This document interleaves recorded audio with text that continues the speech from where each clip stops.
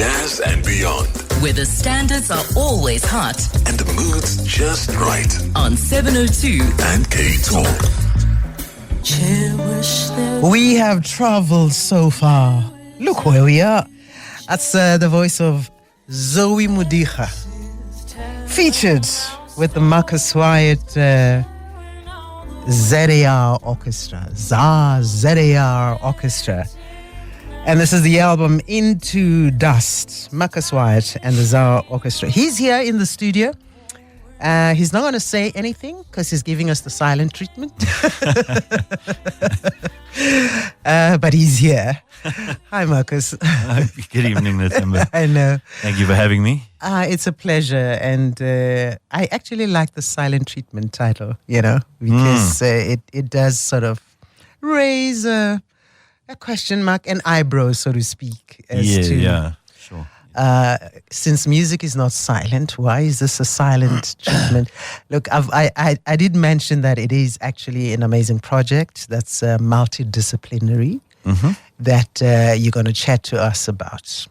Okay, Sure. First, why the silent treatment? Well, I guess to just give a little bit of background. So, Silent Treatment is a project that's come out of the House on the Hill, the South African Jazz Community Showcase series that myself and Romy Brauteseth, filmed starting during COVID. Obviously, it was something that we did as a response to the whole loss of work and loss of income, and obviously just trying to find ways to still be creative and still make a living during that very challenging time. So we filmed the series, 24 episodes, in our garage at home in Sophiatown. And I always had this idea so whenever each episode was filmed, I've got this cute little red chair, and we just asked all the musicians, each one, to step onto the chair and sit in the chair, and then we photographed them. We took portraits. The idea that I always had was to try and make a book at some point, like a coffee table book of portraits of musicians. So basically that is what Silent Treatment is now. Silent Treatment is a book, will be a book come August, of portraits of all the musicians who took part in the series. Silent Treatment because it's an image. It's not... Obviously, there is the music speaks through the image, but there is no audio with the image. But the images have a lot of say. They do indeed have a lot of say, even though there's no sound or any audio when you look at the images. Yes, exactly. I mean, so that's obviously a literal translation of the meaning of it. In the book, there will be QR codes with each chapter, so it can take you to the episode of that particular musician. I guess also Silent Treatment in a way because musicians, for many years in South Africa, have been kept fairly silent. We get given the silent treatment fairly often. So I guess, it depends how you look at it. The name could have many meanings. But for us in the beginning, it was really just, it really fitted the project. I think it's not necessarily going to be a book of jazz photography, because it's not, none of the musicians are filmed on stage. They're not photographed on stage with their instruments while performing under lights, any of that. These are just up close and personal portraits of them. So we're trying to bring out, or what we tried to bring out, was the character, the personality of the person behind the persona, the person behind the musician, as it were. So that's the idea. Yeah. Can we go back a little bit because a lot of people may not be aware of the House on the Hill performances that you did during COVID, and actually how you did it, because everyone was supposed to be masked up and not be in close contact. Yes.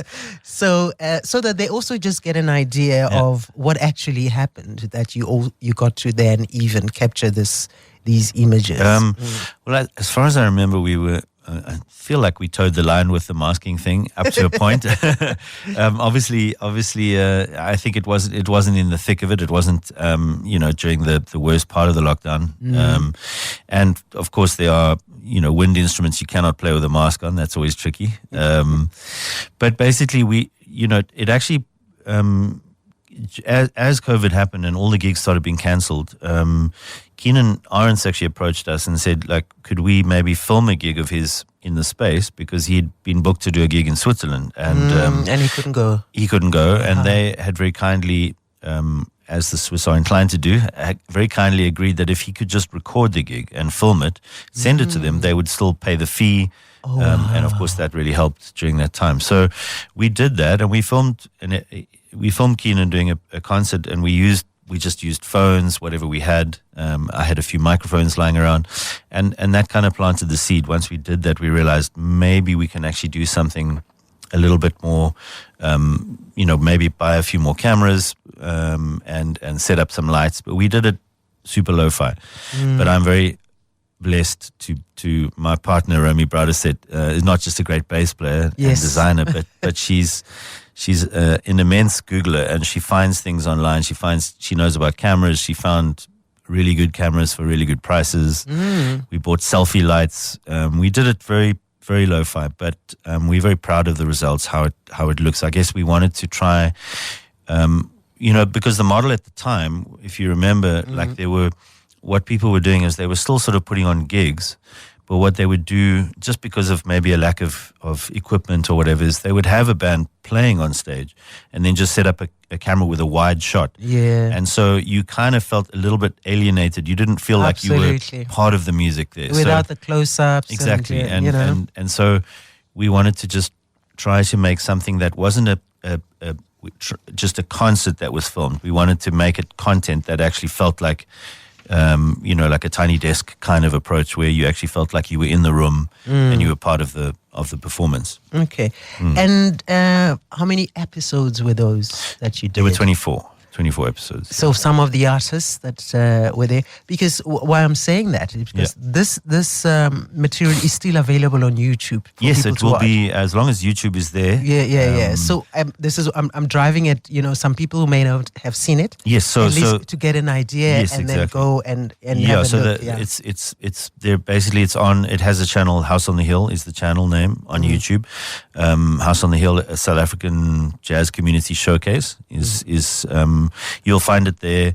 It was one of the basically one of the only conditions for the funding that we got to do this series, because the model whereby people were having to buy tickets for online shows in jazz especially wasn't working during COVID. A lot of musicians found that out the hard way. They put on performances and they made very little money. We were very fortunate to get funding to do this, to actually pay all the musicians, and then like I said, the condition was that it's free access, so everyone can watch the series for free, and they didn't have to pay for it. Awesome. So it's still on. It will be as long as YouTube is there. Okay. There were a lot of great acts there. Tandi Ntuli was the first episode. Raffaele Faku was the last episode. Yolela Mnana did an incredible trio with violin and percussion, which is one of my favorite episodes. We got one of the last performances by Andre Peterson. He did a duo with Bokani Daya. Yes, I saw that. That's in there. That's one I saw as well. Yeah, that's one of those. There was some. Vuma Levine did a beautiful duo with Sisonke Kwanti. I just played him earlier on. Yeah. Yeah. So there's a lot of great music in the series. Yeah. Oh, fantastic. And all 24. No. Yes, there are, 24 episodes. 24 episodes, yeah. 24 episodes. So, 702 family, you can go to House on the Hill on YouTube and watch some of these performances in your good time. All right, I want to play something, and I want us then to come back to the fact that not only, are you took, photographs and images of the artists, there's all these other extra elements that form part of the silent treatment. Yeah. And we'll play another song of yours. This one might take you back. Jessica. Oh, wow. Remember the album Gathering? I do. Do you go? I also remember Jessica. This is Marcus Wyatt on Jazz and Beyond, talking about the silent treatment.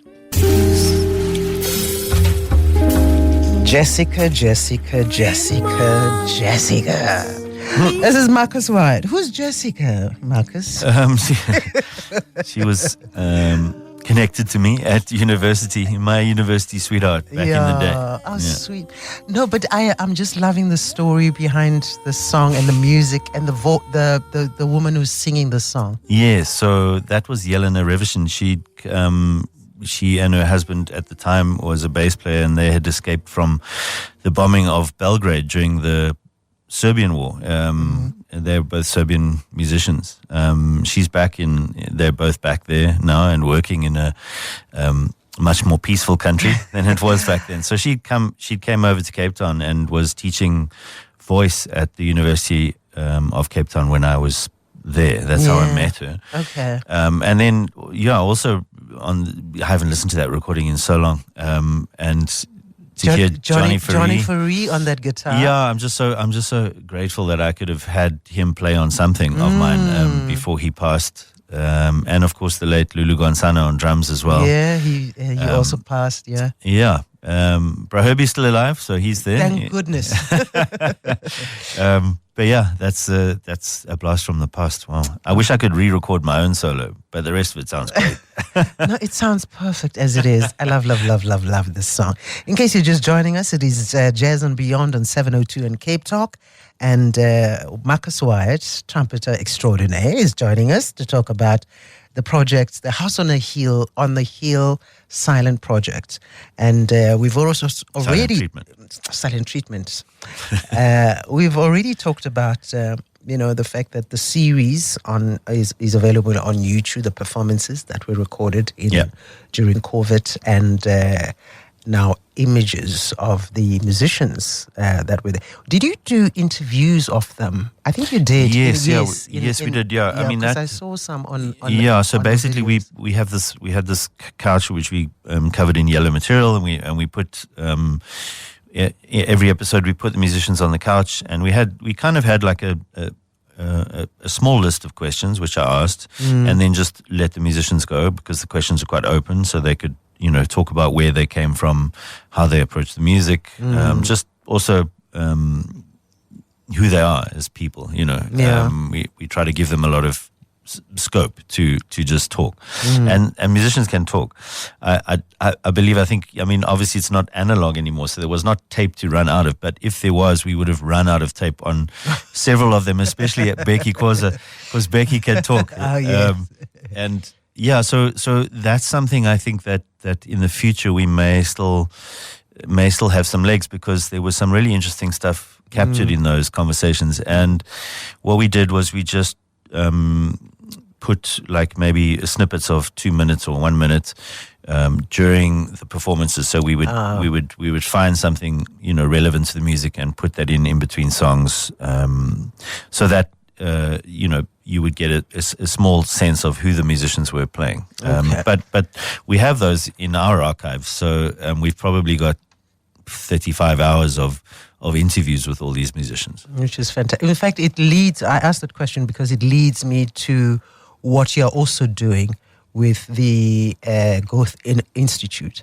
Yes, so we're very happy that the Goethe Institute of Johannesburg stepped in and offered us a space to actually exhibit the work. So and then we will also launch the book in August at the Goethe. Yeah. It's really great. They have a very nice little gallery space, which we went into last month already. So we've put up the first 6 episodes on the walls, and then tomorrow we go and we start taking down those, and then we're going to put up the next 6. So there will be 4 parts each month. Yeah, each month has 6 episodes. And what's interesting about it, because we obviously, Romy and I, we're trying to conceive of an idea like how we were going to present the work, because we don't have an enormous budget to frame everything, and really also in terms of how we photographed it, we couldn't go very big. So actually what you see on the walls now is really interesting. Is Romy has actually been drawing all over the walls with chalk, and the photographs are on the walls, and it's basically a map of what the book will look like. So we've actually basically using the walls of the Goethe to conceive of how the book is going to look. And so that's what the exhibition looks like. So people can go to the Goethe Institute. They can, yeah. Whenever the Goethe is open, the gallery space is open. It's just right there by reception. You just go in. You'll see silent treatment written on the wall there, and you go in through that door. And then there's also, the yellow couch is in one of the rooms there. You can sit on the couch and you can watch the entire series if you want. Fantastic. It's playing on a screen, and there's a couple of TVs. And then I think the last thing is the performances. Yes. So obviously, for each month that we're launching a new 6 episodes. So in other words, each installation is launched by a performance, like quite a special performance. We had TTN's Bar opening the one in April, and on Thursday, the 22nd, which is the one for the month of May. For the month of May, it was supposed to actually feature Carlo Mambeli with Tlali Machene and myself. Tlali was called to Norway in a last-minute thing, so he unfortunately won't be there. But we've pulled in Keenan Arens, who was part of Carlo's project on the series, on the House of the Hill series. Yonela Mnana's trio, Frequency, with percussion with Juanse Makene, and I think it's a different violinist who was on the series. And that's for the month of June. That's for the month of June. I can actually, let me just read out the date so that everyone is on the same page with that. That's happening on the 20th of June. And also, features Lebogang Ledwaba, who plays violin. That's a very beautiful project, that. And then on the 24th of July is a very special duo with Vuma Levine and Sisonke Konti. And then the last gig is on the 8th of August, and that's also the book launch. And that is Brakai Mahlangu and his quartet with Benjamin Jefter, Spelelo Mazibuko, and Sanele Pakati. Okay, we've said so much. If people want to find out more information closer to the time, where do they go? They can go to the Goethe Institute website. Everything is on there. And of course, if they follow me on Facebook, I'm not on social media a whole lot. But, I know. I was trying to tag you, and I was posting. I'm like, "Where's this guy?" Tagged.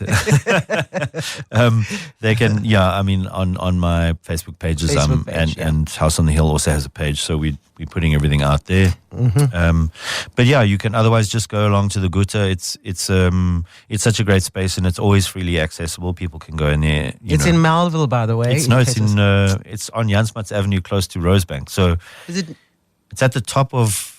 What is that area? Wait, what's that one there in Melville? I'm not sure. But I've been there for book launch and things. I don't know. Yeah, I'm confusing things now. Yeah, I'm not sure what the actual. It's part of the Viz.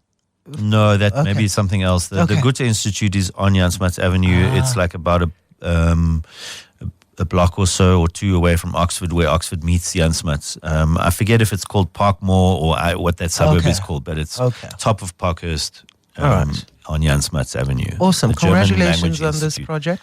Thank you. On the silent, and congratulations on the tweens. Oh, I'm keeping silent about that too.